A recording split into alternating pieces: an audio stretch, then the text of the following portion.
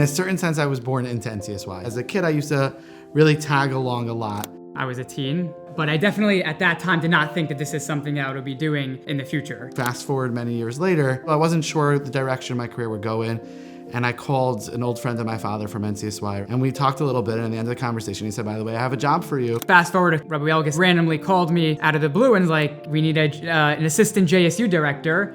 Long story short, Yael and I looked at each other and said, if they offer us the job, we're gonna move back from Israel, we're gonna take it, and that's how we got involved in NCSY. Very quickly, things just started going. We were building, we were growing, and it was just amazing. We're in a new community, out of town, away from our family, but it was so quick to fall into it so perfectly. Aryeh and Yael Wielgus have impacted more people than almost anybody that I know of in the world of NCSY. They do it out of their incredible capacity for love, their incredible capacity of generosity, their incredible capacity to connect to such a wide variety of people just with a goodness of spirit and energy that is absolutely contagious and impossible to turn away from. I think that the main midah that the Wielguses really possess is this authenticity in every single thing that they do. Authenticity, teens want to be a part of that. That's at the top of the list of what makes NCSY so successful. Maybe second is my food, but who's counting? That's probably first, but. Yael and Aryeh both, I think, just really give their all to everything that they're a part of. I met a student named Gabby, and Gabby came with a notebook, and she asked me after Latin learning, can I prove to her that Judaism was the true religion? And she literally had her pen and paper ready to start writing. All my training would have told me, like, this is what you prepared for. You know, you have all of the, Kuzari arguments and everything to go, but I looked at her and I said, Gabby, who cares?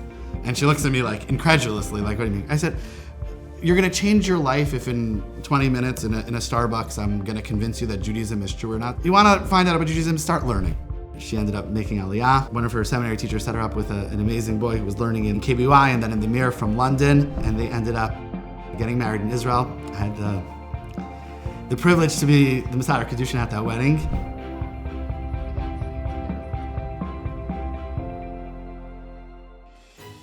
Rabbi Wielgus is an activist, he's spontaneous, he just gets excited about new ideas, has a vision, and runs with it. Doesn't worry too much about the small details, doesn't sweat the small stuff.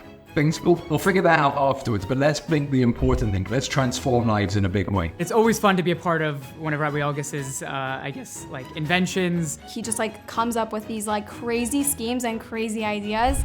There's an organization called Athletes for Israel, run by a man named Daniel Posner, and he helped bring the Auburn Tigers, the Division I basketball team, to Israel. Auburn's final game on this tour of Israel. Their biggest game against the Israel national team, we sent NCSY Kollel. What a pass, just beautiful to watch. And you can imagine 400 yeshiva guys in their summer program.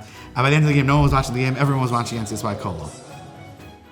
Bruce Pearl, who's a proud Jew, he says, 1 second, I need to go talk to my people. Let the light continue to shine upon you and shine upon all of us. Yeah! Let's go, Bruce! Yeah! Bruce! I'm telling you right now, you guys never like to come to an Auburn basketball game. You are all my guests in Auburn, Alabama. Yeah! Made a full Shabbaton with the Auburn Tigers basketball team, ran a tournament there, and then went to watch an Auburn game in person. When I think of Rabbi Aryeh Wielgus, I think of Lev. He is all heart all the time. One of the things that I'm probably most proud of my time here in New Jersey NCSY was we created a program called NCSY 4G, which is essentially NCSY, but it's only for girls. Everyone else would have said, these girls are great and they have programs and they're doing fine. I'm telling you, they don't need NCSY. And it took someone with a personality and a mind like Aryeh Wielgus to say, no.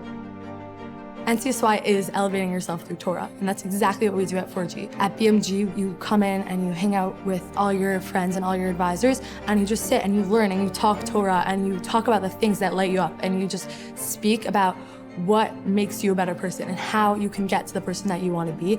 It took off beyond anybody's wildest dreams. 300, 400 girls locally. And then it began to spread to other areas.